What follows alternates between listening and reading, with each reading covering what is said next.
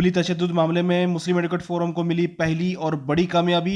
तकरीबन 7 लोगों को बेल दिलाने में मुस्लिम एडवोकेट फोरम कामयाब।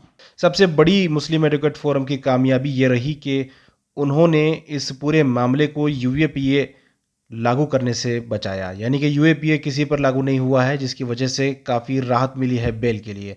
तकरीबन 148 नौजवान इस वक्त इस पूरे मामले में मुलविस हैं, यानी कि पुलिस की हिरासत में हैं, जिनमें से 7 लोगों को ये राहत मिली है। आने वाले दिनों में मज़ीद कई लोगों को बेल मिल सकती है। इस पूरे मामले में एडवोकेट फोरम ने या तमाम एडवोकेट ने किसी तरह का कोई फ़ीस या चार्ज नहीं किया है, क्योंकि एडवोकेट फोरम का कहना है कि जो बेकसूर हैं उन्हें मुफ्त में छुड़ाया जाएगा। हुबली तशद्दुद की यह सबसे बड़ी खबर है।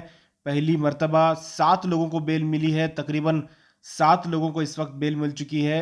सबसे अहम चीज़ यह है कि एमआईएम के कॉरपोरेटर नज़ीर होन्याल को बेल मिली है। इसी तरह से अनवर, समीर, मोहम्मद सादिक, मलिक रेहान, इम्तियाज़ अहमद और मोहम्मद मुदस्सर को ये बेल मिली है। तकरीबन 7 लोगों को बेल मिली है और मज़ीद बेल के लिए एप्लीकेशन तमाम लोगों की जो है कोशिश की जा रही है। ज़्यादातर इसमें बेकसूर बताया जा रहे हैं और बेकसूर लोगों को छुड़ाने का काम हो रहा है। जो लोग कसूरवार हैं उनके साथ उनका मामला अलग है, उसमें ज़्यादातर बेकसूर बताए जा रहे हैं। इसी वजह से बेकसूर लोगों को राहत दिलाने के लिए ये मुस्लिम एडवोकेट फोरम कोशिश कर रहा है।